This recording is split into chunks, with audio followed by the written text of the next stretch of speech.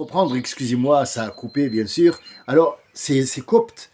Ça, c'est une coupe, je sais pas, il y a une coupure. Bon, j'ai des problèmes d'électrique ces temps-ci, c'est incroyable. Donc, il était branché et ça a coupé. Je reprends la deuxième. Je vais pas faire des montages, excusez-moi. Je sais que vous comprenez, le montage et moi, ça fait deux personnes distinctes. Donc, bref, ces Égyptiens qui vont être opprimés par Ben Israël, les 12, parce que Youssef va mourir, alors ils vont prendre le pays d'assaut et chacun va partager. Il va prendre de lui-même une part de l'Égypte qu'il va s'approprier. Donc moi, c'est la Basse-Égypte, l'autre, c'est là. Ce qui va pousser les Égyptiens à aller chercher de l'aide et à se fabriquer quelqu'un, un empereur, qui va les débarrasser de ces gens-là. Et donc voilà, à partir de ce moment-là, ils vont être et devenir les esclaves d'Égypte, puisqu'ils ça va se retourner contre eux. Il y aura le premier pharaon, le deuxième, le troisième, ils vont rester à un certain moment. Il y en a qui vont partir, il y en a qui vont rester là-bas comme étant des esclaves, puisque c'est le retour de la monnaie de ce qu'ils ont fait. Bref, revenons maintenant à Youssef. Youssef, dans les premiers versets, quand il a dit à son père et qu'il s'en est aperçu, qu'il lui a dit maintenant tu ne bouges pas d'à côté de moi, ça a attiré l'attention des grands. Si Yacoub n'aurait pas fait ça, n'aurait pas attiré l'attention. Il aurait laissé le petit Youssef normal avec son frère, sachant que ça y est, machin. Mais il lui a dit, ah, ça c'est ton épreuve à toi. Maintenant, Youssef, toi tu vas avoir des épreuves énormes, et moi, je vais subir l'épreuve, mon épreuve à moi, c'est toi, comme il a fait la même chose avec ton grand-père, Isaac et Ibrahim. Ici, il ne parle pas de Brahim aussi avait des prémonitions. Non, non, on est passé sur autre chose. Bien, il faut toujours lire entre les lignes et ouvrir plusieurs portes. Parfois, on vous dit arrête de réfléchir, ça y est, tout est bien, les imams ils sont faits, tu crois qu'ils sont savants pour rien. Excuse-moi, moi je suis lessive pour machine à laver portable, donc le savon, le shampoing, tout ça. Tiens, parfois, moi c'est la pierre d'Alain. Eh ouais. Mais sans rigoler, il y a des gens qui achètent des antitranspirants. Qu'est-ce que l'antitranspirant, Rouya? Il y a juste une petite odeur de... Voilà, des odeurs qui sont lavande ou bonbon, je sais pas quoi. Men, ultra... Men. Woman, Rexona, ça fait la nanana. Bon, bref, qu'est-ce que c'est? Bah, c'est de la cire. Et qu'est-ce qu'il fait, la cire? Alors, les hommes, ils ont pour habitude, tous les hommes, sauf les musulmans, parce que c'est interdit d'avoir des poils ici, donc ils les enlèvent, mais la plupart ne les enlèvent pas. Cette cire, elle va boucher les pores que vous voyez là, les pores. Vous voyez les pores, je ne sais pas comment vous dire, mais il y a des petits points. Ces petits points existent dans tout notre corps. Ce sont des pores. L'entrée de l'air, une. La sortie, l'entrée de l'eau, deux. Cette transpiration, eau. Et aussi l'implantation de ce qu'on appelle ce poil-là, ou ce duvet, ou ce cheveu. Ça peut être un poil pubien, ou ça peut être un poil de la barbe, ou ça peut être un sourcil. Ils n'ont pas la même fonction, ils n'ont pas la même dureté, ni la même flexibilité. Les cheveux, c'est une chose, les poils des oreilles, c'est une chose, les poils dans la barbe, c'est une chose, les poils dans le corps aussi, et chaque poil a quelque chose et régule généralement, c'est pour la température, ou par exemple pour les sourcils, il empêche la transpiration de descendre dans les yeux et de te piquer, entre autres. Entre autres. Donc on vient avec ce truc-là. Simon, voilà. On a tout bouché. Bien. Dieu a créé ces sorties-là pour qu'il y ait une transpiration qui sort. Quand est-ce qu'on sent la transpiration? Quand? Cette transpiration, on la sent quand on est sale. Ou alors, quand on a passé la journée avec cette transpiration qui généralement n'a pas d'odeur, généralement, je dis bien généralement, n'a pas d'odeur. Quand est-ce qu'elle commence à faire de l'odeur? Quand elle sort et elle trouve les microbes les microbes, qui sont sur la peau et qui se mélangent avec cette eau, automatiquement et immédiatement, ils font une odeur de transpiration qu'on connaît. Alors, il y a la forte, il y a les moyennes, il y a l'odeur par exemple, quand vous êtes en train de stresser, vous avez une forte odeur de transpiration parce que ce stress, en fait, il va essayer de vous focaliser sur quelque chose. On stresse parce que l'argent, parce que les trucs. Donc en fait, le corps neutre ne fonctionne pas normalement. Ne fonctionne pas normalement. Il est déréglé. Là, les microbes, ils se disent, tiens, ah, les gars, il y a un dérèglement. Voie est libre. Allez, on s'installe. Et donc, il va attendre la transpiration qui sort. Eux, ils mangent, mais en fait, ils dégagent une odeur qui s'appelle la transpiration. Si on bouge ces endroits-là, et qu'on bouge le corps avec des trucs machin, quand on transpire et que ça sort pas par là-bas, parce que Allah il a dit que ça doit sortir par là, parce qu'il y a des milliards de choses que vous ne connaissez pas, comme je vous ai dit au début, c'est un petit ADN que vous n'avez même pas idée, parce que même moi, quand on me dit, tiens, montre-nous, monsieur, tu parles de l'ADN, mais je ne sais pas manipuler de l'ADN, moi j'en ai, je sais comment ça se fonctionne, et je sais ce que nous a dit Allah Azzawajal, que les gènes, nous les transportons d'un monde à l'autre, et que Adam, nous sommes les cellules de Adam, donc ça je peux te le dire, mais manipuler moi je sais pas, il y a des gens qui sont spécialisés dans la manipulation de ce génome-là, et qui vont mettre des informations dedans. Et c'est ce qui va arriver un jour, on va vous dire, tenez, on va tous, parce qu'il y a une grosse maladie qui va venir, allez, on va tous vous vacciner pour vous mettre cette puce à l'intérieur de votre ADN. Vous n'êtes même pas au courant, donc vous êtes déréglé et vous êtes condamné à les suivre, chose qui n'arrivera pas, je vous le promets, parce qu'elle n'est pas inscrite dans le Coran, donc ça n'arrivera pas, sachez-le. Bien. J'espère que c'est une bonne nouvelle. Ça n'arrivera pas. Ils vont essayer, mais ils n'arriveront pas parce que là, tu peux dire, ah ben j'ai défié Allah Azzawajal, et ça, il n'en est pas question. C'est lui qui te laisse découvrir tout ça. Bien. Par où elle va sortir, cette sueur? Eh ben, elle va sortir par des endroits où elle ne devrait pas. On a une abondance de sueur ici. Donc, ce qui fait que tu es apte à attraper une migraine, tu es apte à attraper une angine, tu es apte à attraper une torticolis, tu es apte à avoir la thyroïde qui va absorber cette eau. Cette eau, elle va sortir d'un endroit qui n'est pas le sien, donc elle va endommager quelque part des choses. Ça, c'est un scientifique ou alors un médecin qui peut vous parler de ça. Vous verrez qu'il y a beaucoup de choses qui sont détériorées à fur et à mesure que tu lises. Et il n'y a pas que ça, parce qu'il y a de l'aluminium dans ces trucs-là. Alors, on t'écrit sans aluminium, mais c'est pas possible de faire un truc comme ça sans aluminium. Et le mettre, cet aluminium, vous le verrez, par exemple, sous les aisselles, ça fait une tache noire. Alors, des gens ils disent, ouais, non, mais ça, c'est à force de raser. Mais dans l'islam, le prophète n'a dit de ne pas raser. Non. Ici, c'est un netf. Il faut l'arracher, pas le raser. Raser la moustache, ou bien couper la moustache et raser en bas. Pourquoi? Oh là là, il faut demander aux scientifiques. Allô, docteur, il vous dira tout ça. Parce que moi, si je vous le dis, ça pourrait être, ouais, mais c'est qui, s'il se prend pour qui celui-là? Pour un docteur? Non, non, non, non. C'est la sunna. C'est la sunna du prophète Mohammed sallallahu alayhi wa sallam qui nous a appris. Ah, le docteur, c'est avant-hier. Donc il y a 5 ans, 6 ans, 20 ans que ça existe. Mais notre prophète, ça fait 1400 ans qu'il est venu nous apprendre tout ça. Alors notre histoire ne se cote pas là. Nous parlons de attirer l'attention. Quand tu attires l'attention sur toi, en faisant des gestes ou un truc, je me trouve en train de parler comme Jean-Claude Van Damme. Tu sais, l'eau, tu comprends, l'eau, il est bien. Moi, je suis là, lui, il est là-bas. Moi, j'aime l'eau, je vais boire l'eau. Tu comprends? Jean-Claude Van Damme. Mais Jean-Claude, oh là là, tu nous as fait rêver.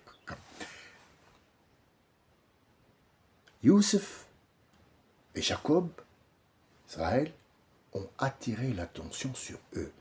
Une fois que l'attention est attirée sur toi, prépare-toi à avoir la migraine. Parce que tout le monde va te voir. Sois discret. je fais pas à pas avec vous. Je sais, j'ai pas bougé d'une seconde, vous avez l'impression. Mais je viens de vous montrer une autre facette de les frères se sont réunis derrière le truc, ils n'ont pas attaqué Benjamin, parce que Benjamin joue toujours avec sa mère. Mais Youssef, du moment qu'il est assis là-bas, c'est qu'il y a un problème qui se trame. Il y a un truc, ils savent que leur père est un prophète, donc si Youssef il est là-bas, c'est que il va y avoir un héritage, il va y avoir une transmission, donc cette transmission ne peut pas être pour ce petit qui ne fait pas partie de notre famille, donc notre mère, il vient d'une autre mère. Or, nous, on est de cette mère et de ce père-là, et on est aussi une donation, donc on va avoir, si vous voulez, le privilège d'être là, et c'est pas un petit merdeux qui va nous faire. Alors, est-ce que Youssef est né beau à la naissance? Non. Parce que sinon, l'histoire serait autre. Si le père l'a mis là, c'est parce qu'il adore sa beauté, il est en train d'adorer son visage et machin, et tout le monde le saurait, et ses frères l'auraient reconnu quand il était grand. Mais c'était un enfant, tout ce qu'il y a de plus simple pour l'instant, jusqu'à ce qu'il soit jeté dans le truc. On avance un petit peu, juste un petit peu, et on s'arrête pour que l'histoire soit bien rafistolée dans votre tête et que vous y allez chercher, vous, les sens. Le but, c'est pas que je vous raconte l'histoire, c'est chercher le sens, parce que chaque mot qui est dit dans le Coran, il veut dire quelque chose. Pourquoi il est assis sur les genoux de son père, il ne touche pas c'est pour attirer l'attention, donc Jacob est tout courant, et le problème, c'est qu'il le sait, mais il doit le faire. C'est ça qui est plus dangereux. Le dangereux, c'est que si je te dis demain, tu vas aller au match de foot, mais tu vas tomber avec le vélo, tu auras le bras cassé. Tu vas y aller quand même? Oui, je pense que têtu comme t'es, tu vas y aller. Mais tu vas avoir plus mal. Parce que tu sais très bien que tu vas tomber et tu ne peux pas empêcher ça. Tu auras beau faire ce que tu veux pour empêcher, ça sera d'une autre manière, mais tu vas t'avoir mal. Donc en fait, le plus dangereux, c'est de savoir et de ne rien pouvoir faire. C'est l'épreuve de Jacob. Il sait très bien, à partir du rêve qu'il lui a donné, il sait très bien que son fils va lui être enlevé. Par qui? Par ses frères. Et il va le lui dire. Il va lui dire, Ya Rabbi, je sais que ça va être, et tu me l'as dit, je vais vivre avec ça, mais je ne sais pas quoi faire. Alors il va recevoir ce qu'on appelle comment sauver Youssef. Est-ce que Dieu ne peut pas le sauver? Bien sûr que si. Mais si tu dois être réglementaire, faire partie de cette humanité, eh ben, tu vas vivre ce qu'on appelle la logique, le destin et la destinée. Si tu restais comme étant une donation, rien ne pourrait t'arriver parce que tu n'es pas humain. Tu es une donation. Donc tu peux même voler dans les airs. On peut dire, ouais, c'est normal puisque c'est une donation. Mais tu dois intégrer la vie, tu dois te mélanger pour que cette eau saline et cette eau saumâtre et cette eau plate font une seule eau. C'est un exemple à la con, mais c'est tout ce que j'ai trouvé pour l'instant. Bon, ces vendredis sont fermés. Sinon, j'aurais acheté un autre exemple mieux. Mais je trouvais que ça. Donc, pour mélanger, il faut mélanger la totalité pour avoir une seule forme, c'est l'humain. Il n'y a pas de surhumain, moins humain et un peu humain. Non, tous au même titre. Même s'il est une donation, il va subir ce que les autres aussi ont subi. Et effectivement, il va leur donner, ils vont venir dire à leur père, Ya abati, ya ben, oh notre père, on voit que Youssef il est toujours à côté de toi et que là c'est un petit garçon qui maintenant va presque devenir un homme à 9 ans, donc pourquoi tu ne le laisses pas aller pour qu'on lui apprenne l'art de chasser, l'art de faire la course avec les chameaux, l'art de connaître le désert, tout ça. Il a dit, j'ai peur que le loup le mange. Et que vous ne voyez pas ça. Donc en fait, il vient de leur donner la réplique. Il vient de leur donner la réplique parce qu'il connaît très bien ses enfants. Il sait qui est le méchant, qui va dire de tuer Youssef et qui va dire non, on voudrait que ça se passe sans meurtre et tout ça, mais ils sont tous d'accord, sauf un seul, le grand. On va le savoir à travers Surat Yusuf, savoir la position qu'il a prise. Et ce grand-là, ses enfants, y compris les enfants de Youssef, c'est eux qui vont former les Coptes et les chrétiens qui vont venir après, parce que les Coptes, c'est un type engendré par les chrétiens. Quand Jésus sera là, quand après le passage de Moussa, et après il y aura Jésus, ces Juifs-là qui ont quitté, si vous voulez, quitté le groupe des 12, ils sont allés se réfugier quelque part en Grèce, si vous voulez, à Nazareth, dans ces endroits-là, pour être seuls et ne pas avoir affaire avec les autres, sauf que les autres vont les rejoindre, bien sûr, et il va arriver ce qui va arriver, Inch'Allah, le jour où on arrivera à l'histoire de Isa ibn Maryam, Jésus, vous saurez tout sur comment ça s'est déroulé. Pour l'instant, nous sommes juste à la naissance de Bani Israël. L'idée est là. L'idée est là. C'est une histoire de le contraire. C'est un paradoxe. Ça veut dire, je vous dis de tuer pour que vous ne tuez pas, ou je vous dis de manger pour que vous ne mangez pas, ou je vous engueule parce que le but, c'est pas de vous engueuler, mais de vous mettre à une certaine hauteur. Donc, il faut absolument que vous voyez, vous, de votre point de vue, comment cette idée il l'a transmise. Et pourquoi? En revenant toujours, même si la traduction n'est pas terrible dans le Coran en français, prenez quand même ce qu'il y a et vous avez l'idée que vous ne trouverez pas dans cette explication en français que je viens vous donner pour aller voir de ce côté-là. Maintenant, si vous voyez un autre côté, tant mieux, c'est bien. Parce que moi, je peux vous donner 5 ou 6 ou 7 côtés, mais vous serez perdu quelque part. Mais la réplique a été donné par Jacob, puisque Jacob veut éviter l'inévitable, mais il ne peut pas. C'est ça son épreuve. Ici, l'épreuve de Jacob va être Youssef. Et Youssef lui-même va avoir une épreuve, ce sont ses frères, et c'est ce qui va lui arriver après aussi. C'est une épreuve parce que le chemin ne sera pas facile pour Youssef pour arriver là où il est arrivé, pour nous donner à nous, les musulmans d'aujourd'hui, une bonne leçon. Vous voyez que pas tous les juifs sont des juifs, et pas tous les chrétiens sont des chrétiens, pas tous les musulmans sont des musulmans, pas tous les croyants le sont, et entre l'islam et la croyance, et les Hassan, et ou les Albeb, et ainsi de suite, qu'on verra ensemble, ce sont 4 ou 5 sortes de gens, et je peux vous les dire tout de suite pourquoi après. Donc en fait, nous avons le musulman. Qu'est-ce que le musulman? Le musulman, c'est al-muslim. Parlons en arabe comme il a été prononcé.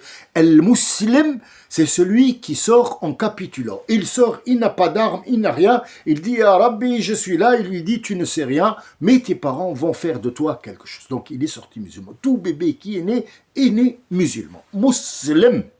Muslim, ça veut dire, il ne se bagarre avec personne, et surtout pas avec Allah. Il est à la merci de la nature, il est à la merci de ce que Dieu lui donne. Même son garde-manger, il est à côté de lui. Il y a des bébés qui n'ont pas de lait, qui n'ont pas reçu de lait de leur maman, mais ça, ce sont des cas exceptionnels. Ça, c'est musulman. Tout le monde est musulman, oui. Après, l'islam va prendre une autre sorte d'islam, puisqu'il y en a beaucoup, et que dans les 8 milliards, il y a peut-être 6 milliards qui ont d'autres divinités. Donc, en fait, remettre l'islam d'aplomb, remettre cette capitulation devant Allah, ça s'appellera désormais avec Ibrahim l'islam. Et Jacob lui-même va leur dire, dites-moi, vous êtes quoi? Ils vont dire, nous sommes musulmans. Il va dire à Bani Israël, vous êtes quoi? À Bani, à ses enfants 12, vous êtes quoi? Ils vont dire, nous sommes musulmans pour ton Dieu, le Dieu de ton père et le Dieu de notre grand-père Ibrahim. Il a dit, bon, je peux mourir tranquille, n'aie crainte, tout va bien, dès que tu meurs, on va foutre la merde partout, c'est ce qu'ils font. Bien, bref. Après, il y a le croyant. Alors, le croyant, croyant, il peut croire en une pierre, en un arbre, mais le croyant dont on parle, il croit qu'il y a un Dieu, un seul et unique, et il croit que Mohammed sallallahu alayhi wa sallam et tous les autres prophètes sont là. Donc on ne peut pas croire en un seul prophète, on croit en tous les prophètes, on croit en tous les livres, on croit qu'il y a des anges, des démons, il y a le paradis, l'enfer, et on croit surtout à le jour de la résurrection, le jour où tout le monde va rendre des comptes. Celui-là, ça s'appelle un croyant. Un croyant. Il y croit dur comme fer, donc c'est un croyant. Alors, il y a plusieurs sortes de croyances dans le croyant, mais ici, je vous ai donné une globalité. Après, on passe à celui qui va à l'ihsan. L'ihsan, c'est celui qui n'a plus besoin de rien dans la vie, il n'a plus besoin de matériel, il peut vivre dans une montagne en ermitage, et donc il s'appelle l'ihsan parce qu'il voit ce qu'on appelle Dieu partout, al-muhsani. Il voit comme s'il voyait que Dieu le regardait et que lui voyait Dieu, mais il ne le voit pas. C'est dans son imagination, c'est dans sa façon de vivre. Donc il voit la donation de Dieu partout. Celui-là, il s'appelle Muhsin. Il est plus que le croyant. Ça veut dire qu'il a un degré plus élevé. Indallah. Il y a après aussi la quatrième personne après le musulman, après le mu'min, el muhsin, il y a Oulil Albab. Oulil Albab, ce sont les gens qui ont, si vous voulez, on appelle ça des karamètes. Ce sont des gens qui, tellement ils ont compris la vie, ils vont un petit peu la pratiquer. Alors, parmi plusieurs karamètes qui existent, c'est ceux qui ont une prémonition, par exemple. Ou alors, il ouvre une porte, un vortex, pour passer d'un monde à un monde, et il revient. Donc cela, ça s'appelle Oulil Albab. Ils ont peur d'Allah, une peur aveugle, et donc ils craignent Allah, mais ils savent que Allah a créé des choses que l'être humain normal ne peut pas voir, et eux, ils ne sont pas des êtres humains normaux dans le sens réflexion dans la tête, donc on les appelle Oulil Albab, et surtout quand on lit le Coran, il peut déchiffrer qu'est-ce que c'est que l'ADN et où il va trouver, et ainsi de suite. Il s'appelle Oulil Albab, puis après ils viennent en cinquième position, Al-Ulama. Sixième position, el-ulama. Alors, nous avons muslim, mu'min, muhsin, ou l'albab, cinquième position, el-ulama. El-ulama, ce sont les savants, ceux qui vont, à partir de ce Coran ou à partir de toute chose, il va dire cette étoile-là, je vais l'étudier. Par exemple, une étoile, la lune, l'air, je vais l'étudier. Ceux-là, ceux qui savent que ce truc-là n'est pas normal, ils viennent dans notre monde, ce sont des gens que Dieu lui a donné une certaine évaluation. Ça veut dire qu'ils sont plus hauts que tous les autres parce qu'ils ont pris en considération ce que Dieu leur a mis à leur disposition et en eux-mêmes, donc ils ont compris. Nous parlons de musulmans ici, nous ne parlons pas d'un kafir qui te dit oui mais la lune c'est le Big Bang du Bing Bong et le ping-pong du tennis. Non, c'est pas de ça qu'on parle. Bien. Il reste deux, parce qu'ils sont au nombre de 7. Nous avons après Al-Awliya, les saints, les canonisés si vous voulez. C'est un saint. Pourquoi? Parce que ce saint-là, il n'a rien à apprendre, il a tout appris, y compris M. Al-Khidr, qui est resté humain, mais il a pris ce que, si vous voulez, l'apparence est restée humaine, mais le travail est devenu angélique au sol, c'est-à-dire sur terre. Il ne va pas dans le ciel, il est juste au sol pour faire un travail que Dieu lui a donné de faire. Donc il a choisi d'être mi-ange, mi-homme. Il apparaît quand il veut, il change de forme aussi, mais il disparaît aussi. On l'appelle Khidr. Pourquoi? Parce que tout sous-ébier devient akhdar, ça veut dire vert. Tout prend vie. Quand il est là, ça veut dire qu'il y a une présence en lui qui n'est pas humaine, mais qui est angélique. Celui-là prend la 6e position. Et la 7e position, ce sont les prophètes et les messagers, bien sûr. Nous avons ici les 7 cieux, les 7 jours de la semaine, et ce qu'on appelle les 7 bases. Les 7 bases sur lesquelles on doit se baser, les 7 guides, si vous voulez. Et il y a plusieurs choses qui sont au nombre de 7, qui ont une relation avec ça, comme il en est pour les nombres de fois où, comme je vous ai dit, Youssef est nommé 24 fois. Pourquoi? Parce que une fois, il joue le rôle du frère, donc il fait partie de ces 12-là, et une fois, il fait partie du problème des 12 problèmes qu'on met sur la table dans Sourate Youssef. Donc nous avons 12 choses à mettre en place. La première, c'est attirer l'attention. Fais très attention. N'attire pas l'attention sur toi. Ça, c'est le premier. Il nous reste 11 choses à voir. Attirer l'attention sur soi n'est pas juste dans Sourate Youssef. Al-Rasoul al-Salam, il a dit « Ittaqu shubuhat » et il dit « Personne ne peut prendre la place de Youssef. Personne ne peut prendre la place de Youssef. Et je plains mon frère Lot. Et je plains mon frère Lot qui s'est mis dans une position où la vie, ou son, si vous voulez, son épreuve l'a mis devant un choix terrible. Voilà ce que notre prophète disait sur Youssef, et il l'appelait As-Siddiq ibn Siddiq ibn Siddiq. C'est-à-dire Youssef, As-Siddiq, c'est celui qui a cru en Allah Azza wa Jal, sans rechigner absolument rien du tout. Et Yaqub aussi a vu et sait très bien que son fils, il va le perdre pendant 40 ans, il va pas le voir, moins que ça, moins que 40, il va pas le voir du tout, et donc ça c'est une épreuve qu'il connaît, c'est pas comme une épreuve que tu ne sais pas, c'est quelque chose qui te tombe dessus, et il a dit, je crois en Dieu, et je sais qu'il va me le redonner, et Ibrahim aussi qui a pris, donc As-Siddiq ibn Siddiq, As-Siddiq, c'est celui qui a cru en Dieu, comme As-Siddiq Abu Bakr As-Siddiq, qui n'appelle pas Siddiq, il s'appelle Abu Quhafa, mais on l'appelle Siddiq parce que le prophète, quand il est venu, il lui a dit Abu Bakr, j'ai vu, il n'a même pas terminé, il lui a dit, Mohammed, je crois en tout ce que tu dis et ce que tu vas dire. Et il s'est appelé As-Siddiq. Sur ce, je vous laisse, je vous dis à bientôt. Salam alaikum wa rahmatullahi wa barakatuh. Bonne journée à tous.